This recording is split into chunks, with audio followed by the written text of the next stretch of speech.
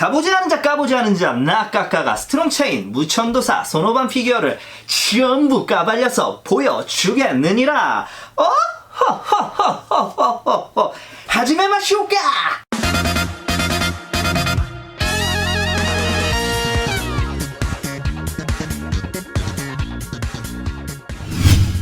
안녕하세요. 까곡 가는 남자 까까로또예요. 오늘은 지난 시간에 소개를 다 못해드린 스트롱체인 A상과 라스트원을 마저 소개해드리려고 해요. 예전처럼 한꺼번에 20분짜리로 만들어서 몰아서 해버릴까도 싶었는데 제가 이렇게 나눠서 하는 이유는 각각의 영상에 더 집중해서 보여드리는 게 유튜브 정서에 더 효율적이더라고요. 1년 조금 넘게 유튜브를 하다 보니까 어차피 저는 라이브를 하는 것도 아니고 풀 편집 영상을 올리기 때문에 분량이 10분이 조금 넘거나 안 되는 게 사람들이 영상을 보시는데 집중이 더 잘 된다고 판단을 했습니다. 그리고 제 채널이나 블로그를 오래 봐오신 분들은 아실 거예요. 저는 피규어 리뷰어지만 피규어 이야기에 제 철학이나 인생 사는 이야기를 녹여서 말하는 걸 좋아합니다. 단순히 피규어 리뷰만 진행을 한다면 진도가 팍팍 나갈 테지만 전 이 안에서 제 메시지를 전하는 게 더 중요하다고 생각을 해요. 영화 다크나이트 히스레저가 연기하는 조커도 그런 말을 합니다. It's not about money, it's about sending a message. 중요한 건 돈이 아니야, 메시지지.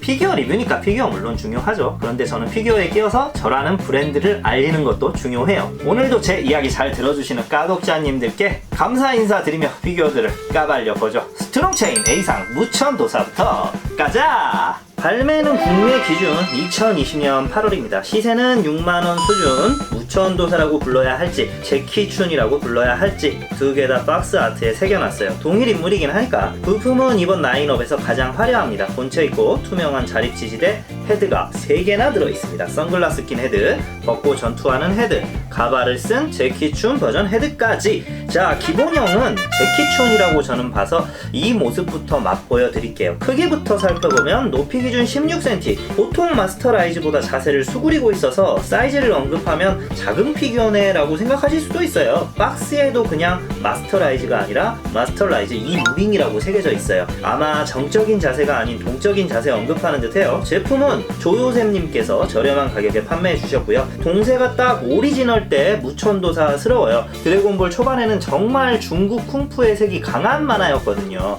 복장도 그렇고 자세도 딱 그런 포인트입니다. 스트롱체인 라인업 상위 구멍이 거의 없다고 말씀드렸는데 이 제키춘 헤드도 너무 잘 나왔어요. 노인의 얼굴 특징인 주름 표현이나 얼굴살 늘어진 표현이 엑설런트 합니다. 여기서 잠깐 드래곤볼 상식 짚고 넘어가죠. 제키춘이라는 이름은 영화배우 성룡의 헐리우드 닉네임 제키찬에서 따온 거란 걸 알고 계시나요? 드래곤볼 연재 초기에 실제로 성룡과 토리야마 아키라의 만남이 있었다고 합니다. 이건 이클립스 K님께 받은 책 표지인데 버드 프레스라는 서적이거든요. 성룡과 당시 토리야마 아키라, 그의 부인이 함께 찍은 사진입니다. 토리야마 선생님은 성룡의 치권을 보고 영감을 받아서 드래곤볼을 그리기 시작했다고 하죠. 이 부분을 드래곤볼을 사랑하시는 분들과 같이 알고 넘어갔으면 좋겠다 생각해서 리뷰를 중간에 끊고 이야기를 해봤습니다. 어쨌든 제키춘이라는 무천도사의 이름은 성룡의 세컨드 네임 제키찬에서 따왔다는 거 알아주세요.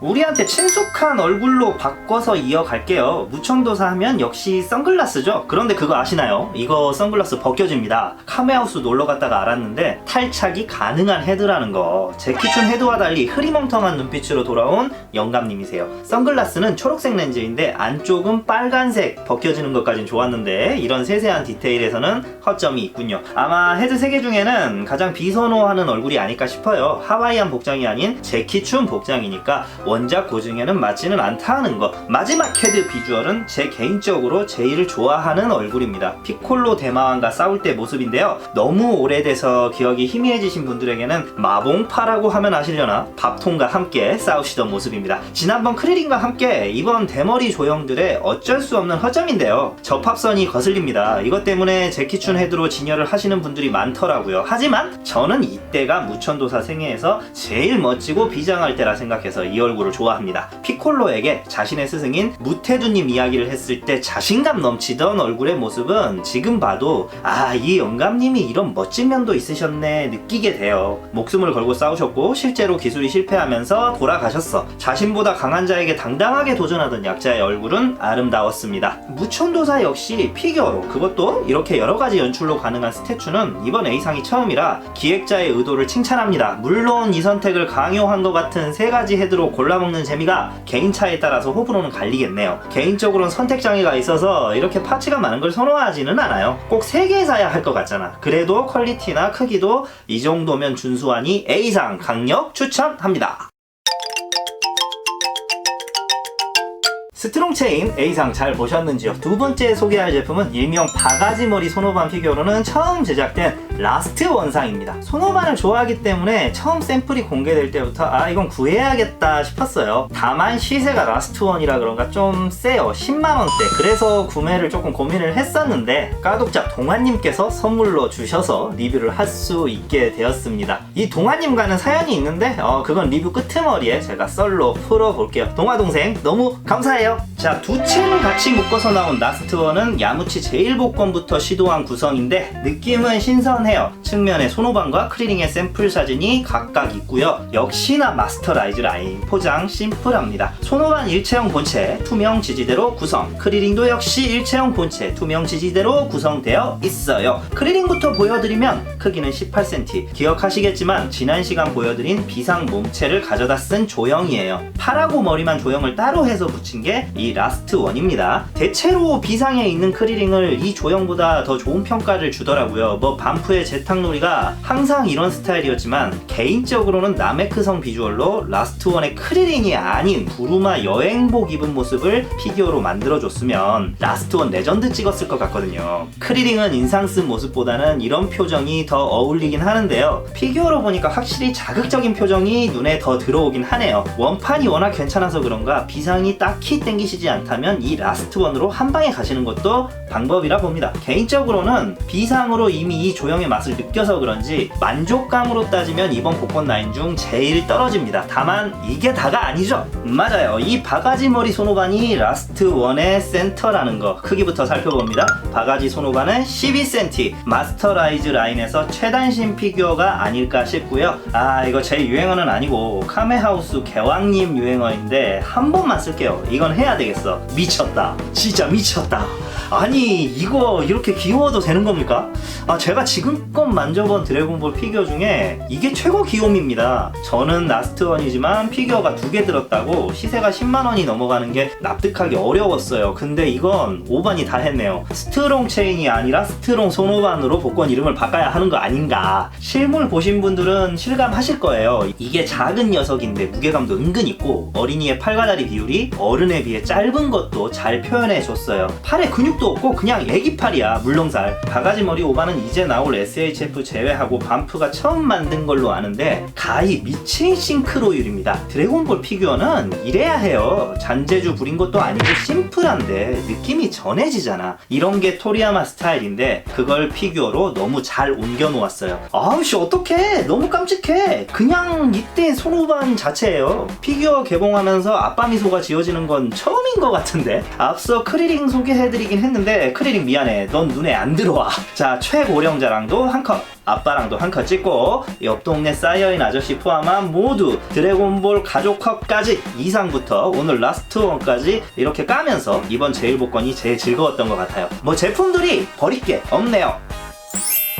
오늘 여기까지 까봤습니다. 라스트 원상을 선물해주신 동아님과 작은 사연이 있어서 그 썰 풀어보려고 하는데요. 저는 물건을 구할 때 신상품을 살 때를 놓치면은 그건 중고로 구하는 편이거든요. 그리고 거래하시는 분의 전화번호를 대체로 그 물건의 이름으로 저장을 해놓고는 합니다. 그래야 안 까먹고 기억해내기 쉬우니까는 아마 올 8월달쯤이었을 거예요. 제 카톡으로 17호라고 저장되어 있는 분이 갑자기 누구세요? 라고 카톡을 보내셨더라고요. 폼을 보니까 이제 그분은 모르는 사람이 카톡 친구로 등록돼 있으니까 친구 목록 정리하는 과정에서 삭제할 사람은 삭제하고 정리를 하고 있었던 모양이에요. 있네요. 근데 저는 이제 17호로 저장이 돼 있으니까 직감했죠. 17호가 피규어가 많지도 않고 제가 17호 피규어를 중고로 구매한 거는 5년 전에 구매한 SHF 정도밖에 없었거든요. 그래서 저는 전에 드래곤볼 SHF 17호를 구매했던 사람입니다 라고 하니까 이제 드래곤볼 피규어 관련 말문이 트여가지고 서로 대화를 많이 하게 됐어요. 제가 이쪽 관련 유튜브도 하고 있고 또 피규어샵에서 일을 하고 있으니까 시간 나시면 한번 놀러 오셔라 건의도 드렸고요. 성함이 앞에 말씀드린 대로 동아님이고 저랑 약 10살 정도 차이가 나는 친구인데 관심사가 같으니까 편하게 이런저런 이야기를 했어요. 나도 이야기를 나누면서 좀 황당했어.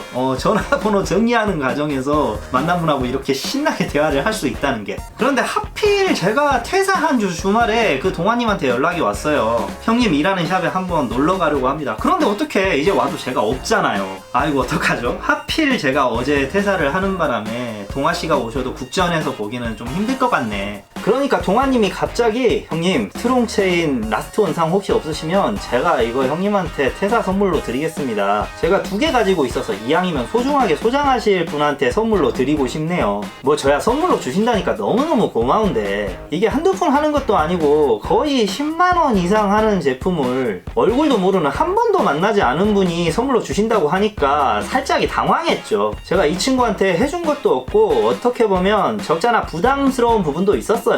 그래도 주신다는 의지가 확고해서 누군가 저를 생각해서 뭔가를 선물로 주신다고 하면 그걸 또 계속 거절을 하는 것도 A가 아니거든요. 상대방이 벙칠 수가 있거든. 그래서 저도 작은 선물을 준비하고 용산 애니메이트에서 만나서 밥 사주기로 하고 실제로 만났어요. 대단히 잘생겼더라고. 드래곤볼 피규어 모으시는 분들 중에서 제가 미남이라고 할 만한 사람을 2명을 뽑는 편인데 우타쿠님이랑 브루노아즈님 그분들만큼 잘생겼더라고. 뭐 이게 중요한 게 아니지. 이 동아님을 만나서 실제로 이야기를 해보니까 왜 이분께서 나에게 그렇게 선물을 주려고 하셨는지 이해를 하겠더라고요. 그러니까 서울 분이신데도 가족도 그렇고 친구도 그렇고 이렇게 드래곤볼 피규어에 관한 이야기를 실제로 나눠본 사람이 제가 처음이라는 거예요. 마음 터놓고 이야기할 사람이 없었던 거야. 뭔가 좀 아련하면서도 깊은 공감이 갔어요. 저 역시 여기 서울로 상경을 한 이유가 직업적인 문제도 있었지만 그런 이유도 없잖아 있었거든요. 광주에 있을 때는 이 분야에 관해서 이야기를 같이 나눌 사람이 진짜 없어. 1년에 많아야 한두 번이거든. 거기다 엄청 별종 취미로 취급하는 생각이 폐쇄적인 사람들이 많아서 이런 취미를 하고 있다고 아예 드러내지도 않는 편이에요. 돈을 쓰는 것도 이해하지 못해요. 그래 이해까지는 바라지도 않아. 최소한 무시는 하지 말고 존중은 해줘야지. 그런 동아님이 약간 광주에 있을 때 저를 보는 것 같기도 해서 약간 측은하면서도 안타까웠어요. 동아님하고 비슷한 분이 모임에 한 분 더 있어. 테니시님이라고 제가 지난번 선물 영상에서도 언급을 했지만 선물 기부 천사라고 하거든요. 이렇게 선물을 뿌리는 이유가 이 밴드 활동하기 전에는 이런 피규어 이야기를 할 사람이 주위에 없었던 거예요. 그러니까 착한 이 친구는 너무 감사해서 이것저것 다 주고 싶은 거야. 좋아하는 걸 같이 하는 사람들하고 계속 같이 즐겁고 싶은 거예요. 많이 인식이 요새는 좋아졌다고 생각하지만 이 취미를 존중하지 못하는 사람들이 참 못됐다는 생각도 듭니다. 요새 TV에 그런 광고도 나오잖아요. 권위보다 공감이 중요해진 시대라고. 자기하고 생각이 다르다고 해서 힘으로 찍어 누르고 목소리 크게 내서 이겨먹는 세상이 아니에요. 어떻게든 함부로 하면 결국에는 자기한테 돌아올 거라고 생각합니다.